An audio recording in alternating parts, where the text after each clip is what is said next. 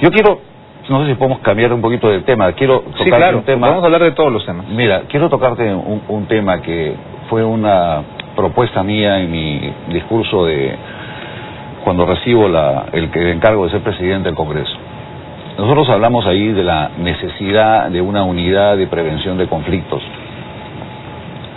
y de gobernabilidad, ¿no? Eso fue, digamos, lo que yo mencioné en el discurso. Yo tuve una serie de dudas personales, ¿no? En el momento que ya asumí y comencé a analizar de la necesidad o no necesidad, si voy a interferir con la Defensoría del Pueblo, si voy a interferir con la Defensoría, con la Unidad de Prevención de Conflictos de la PCM, estoy mezclando roles, no estoy mezclando roles. Nos ha tomado bastantes horas de reflexión y de discusión y finalmente hemos llegado a la conclusión que definitivamente el Congreso, dentro de sus funciones de representación, que son fundamentales, tiene que entrar y tener una unidad de prevención de conflictos y de gobernabilidad, que es estoy hablando de una dirección orgánica dentro del Congreso.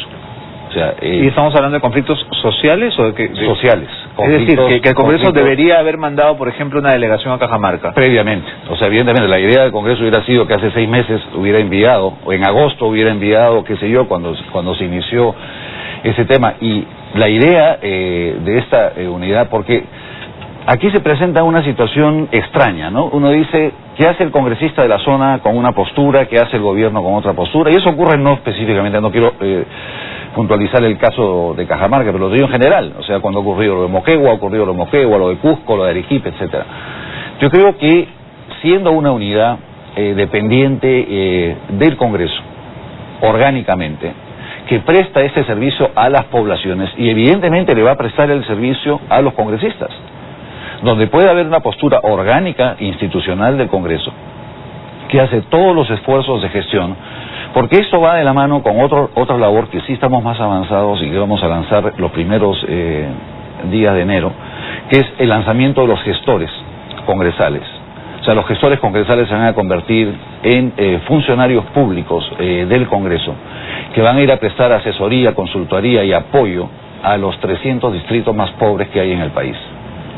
Entonces, cuando nosotros comenzamos a analizar que nuestra función principal es, por ejemplo, en este caso, el tema de los gestores, que son 100 funcionarios que van a ir con todos los conocimientos, todas las capacidades para el tema del SNIP, proyectos de agua, desagüe, etcétera, poder hacer análisis de cómo se encuentra la educación, la salud, acompañados con una cantidad muy importante de voluntarios de las universidades. Hemos conversado con la Universidad Católica, Pacífico, San Martín, Vallejo, etcétera, con todas las universidades nacionales. Y vamos a hacer este trabajo que llamamos de penetración, o sea, es un trabajo de penetración, de apoyo, a poder hacer análisis y levantar diagnósticos reales de cuál es la situación, poder tener un documental gráfico de qué cosa es lo que ocurre en estos 300 distritos, o sea, tan utilizados diariamente. Yo pregunto, ¿quién ha llegado a uno de esos 300 distritos? Si ponemos un ejemplo práctico, digamos, ¿qué hubiera hecho de existir antes de el conflicto de Conga? ¿Qué hubiera hecho esta unidad para prevenir, digamos, el enorme conflicto que se desató? Mira, yo creo que definitivamente ubicar cuál es la naturaleza de los problemas, ¿no? O sea, respecto a lo que viene ocurriendo en el caso de Conga, hay una serie de versiones, ¿no? O sea, versiones que se van a lo netamente político, ¿no? Que esto es una postura extremadamente de radicales, que está el MRTA, que está Sendero, que está etcétera, etcétera, etcétera. Y la postura de la gente cuando dice, no, yo no quiero mi agua contaminada. O sea, entonces, si uno puede detectar a tiempo cómo es que se está manejando la información y uno, por ejemplo, percibe de que hay una necesidad urgente de hacer una campaña de información, o que lo que se requiere es hacer un estudio adicional que pruebe que no va a haber un mayor daño en términos del agua, eso es lo que ha debido de recomendar esa unidad. O sea, tener la capacidad de poder hacer un diagnóstico, conversar con la gente, tener una posibilidad de que no les estén contando cuentos. O sea, Beto, lo que queremos llegar a tener es el contacto directo, piel a piel con la población. O sea, yo creo bueno, que en ese sentido también fueron las sesiones descentralizadas que fueron tan criticadas, pero que igual se llevaron a cabo. Pero Beto, aclaremos una cosa. Fueron criticadas cuando Apoyo hizo la encuesta, el 62%, a nivel nacional, el 62% de la población aprobó la gestión. esas sesiones descentralizadas. Y te digo, me encuentro con muchísima gente y me dice, Daniel, lo único bueno que has hecho en tu gestión son sesiones descentralizadas. Lo único bueno. Es lo que me dicen. Pero van a continuar. Que hay algo bueno. Supongo que habrá más cosas buenas. Pero, digamos, lo de ICA, que fue toda una movilización, fue como una especie de laboratorio. ¿Cuál ha sido la evaluación después? ¿Con qué frecuencia, con qué regularidad se va a poder continuar con esta idea? Es una extraordinaria pregunta, Víctor, la que me haces, porque ¿qué cosa fue lo que provocó ICA? ICA provocó 800 gestiones. O sea, todos los pedidos de los 41 distritos de ICA, de la población, de las organizaciones sociales, generaron una base de datos que se pedía que el Ministerio de Salud haga esto, que el otro haga. 800 pedidos, 800 gestiones. ¿Y esos 800 pedidos se ejecutaron? Se han ejecutado. Ahora, hemos cumplido suficientemente con, ya tú quieres agua para tu distrito. Si señores quieren agua para su distrito, ¿es eso suficiente? No es suficiente.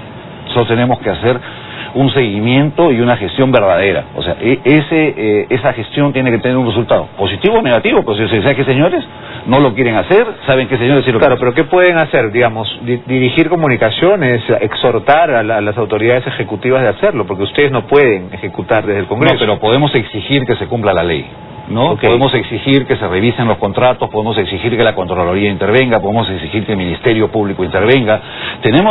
Mira, lo que pasa es que las funciones que tienen los congresistas muchas veces no las utilizamos a plenitud, estamos embarcados en otro tipo de cosas. Pero te quería comentar un dato, Alberto. De las 800 solicitudes que hemos enviado, el Poder Ejecutivo nos ha respondido 200. ¿No? Entonces, ahora ya hemos hecho, están por salir entre el día de hoy y el día lunes, las cartas por todos los sectores involucrados, dirigidas a los ministros correspondientes, donde se solicitó esta información, esto, respondieron o no respondieron, para, si es que no hay una respuesta rápida, hacerlo público y tener otro tipo ya de reuniones, porque ¿qué sentido tendría que nosotros nos aboquemos a estudiar, a analizar, a levantar un diagnóstico de una determinada región, si después nuestra gestión termina siendo absolutamente inútil? Ahí sí yo recuerdo, daríamos... congresista, que uno de los críticos más acerbos fue Carlos Bruce, que dijo que lo que no tenía sentido era sesionar, es decir, que el pleno sesione en un estadio, un coliseo, un parque, una loza, que eso no tenía sentido. Ahora, digamos, a la luz de los resultados, ¿qué piensa? Mira, yo creo que conversando con la gente y una encuesta que se hizo en ICA también, para la gente de ICA ha sido muy importante que el Congreso sesione. O sea, una sesión del Pleno no es un café en la tiendecita blanca. Una sesión del Pleno es algo en el Perú histórico, porque fuera de las sesiones que se hicieron fuera de la sede del Congreso en la guerra con Chile, ha sido la primera vez que el Congreso sesionaba fuera de su local institucional. Entonces la gente de ICA se sintió sumamente orgullosa que el Pleno del Congreso. Ahora, me dices si las leyes que se dieron, no, las leyes no tienen que tener una directa relación con el sitio donde estás. ¿Los acuerdos que se tomaron en ICA tuvieron validez o hubo que volver a debatirlos en Lima? Se hizo la segunda votación en Lima y obtuvieron absoluta validez. ¿No tuvieron validez entonces? No tuvieron absoluta validez.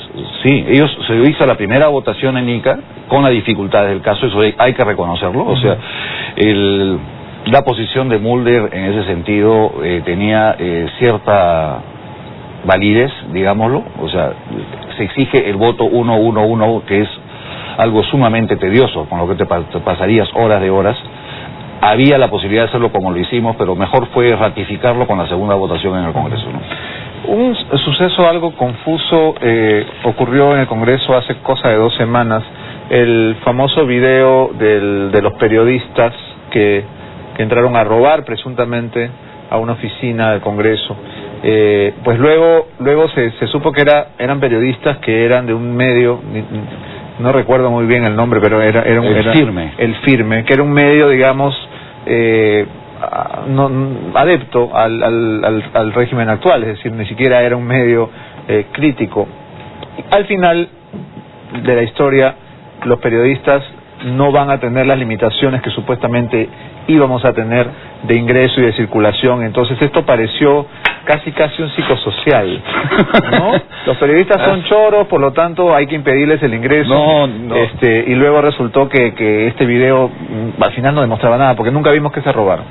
No, mira, Beto, la inquietud por tener un control de dónde van y de dónde no van los periodistas surgió a raíz de una serie de incomodidades manifestadas por los congresistas que salían de sus bancadas de reuniones privadas y lo primero que tenían les ponían un micro al frente. ¿A todos les molesta? Porque a algunos les gusta. Sí, hay muchos que les gusta, sí, pero claro, hay otros que les incomoda.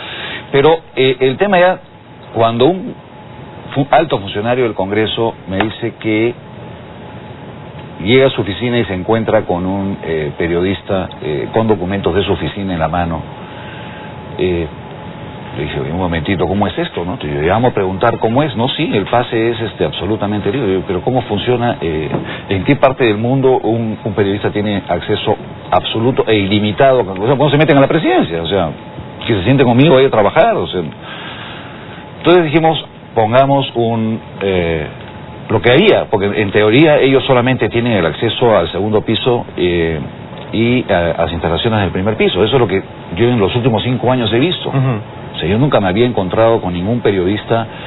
Yo he sido directivo portavoz 1 año, Beto, y yo he dado muchísimas entrevistas en el local de la bancada, pero cuando yo iba a dar la entrevista me pedían que les hagamos el pase y subían. O sea, no es que ha habido un retroceso, no, acá lo que ha habido una exagerada liberalidad. Y cuando nos traen el video de seguridad, a nosotros nos dijeron de periodistas del firme, a mí qué me interesa que sean del firme, o sea, que sean del Vaticano News, o sea, no, o sea, ¿cómo pueden meterse en una oficina cerrada? Entonces...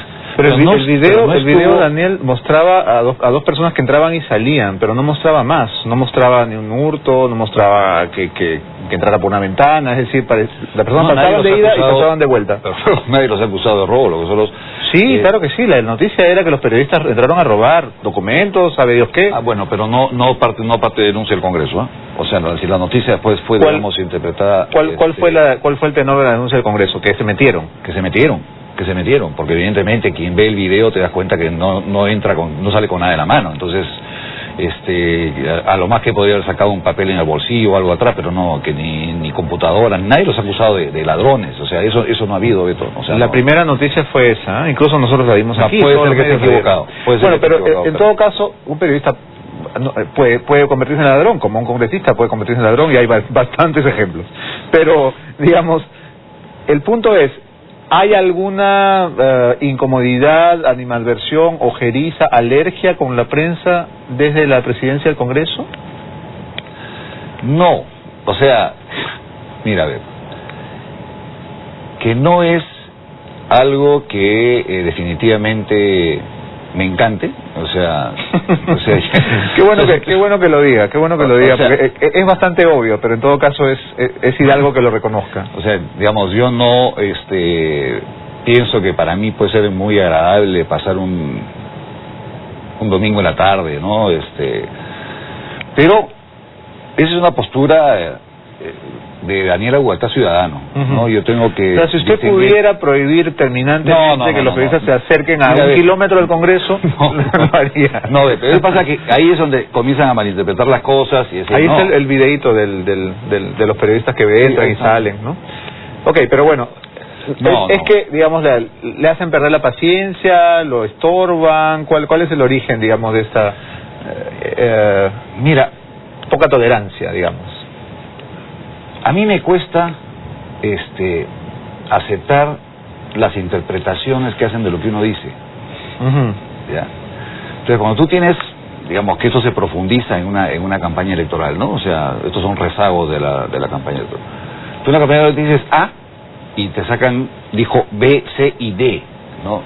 Y eso es un día y es otro día y es otro día. Entonces, lo que en mi caso se genera es una tremenda desconfianza. Entonces, si tú no estás hablando en directo, como estamos ahora, y donde eres esclavo de lo que dices o lo que no dices, cuando tú hablas con un periodista, tú dices una cosa y sale publicada otra, Entonces, eso a mí me fastidia enormemente. O sea, yo ahí sí tengo, lo reconozco, una tremenda intolerancia a ese tipo de actitudes. No me parece correcto, no me parece honesto, no me parece objetivo, no me parece que esa sea la forma de hacer periodismo. Yo recuerdo que cuando ocurrió el affair Alexis, la prensa lo asedió, como asedió a todos los personajes importantes del gobierno, y usted dijo, un ratito ya vengo. Obviamente, nunca más volvió, ¿no? Bueno, vamos a hacer una pequeña pausa, pero seguimos conversando con usted luego los comerciales. No se vayan, esto es Abre los Ojos.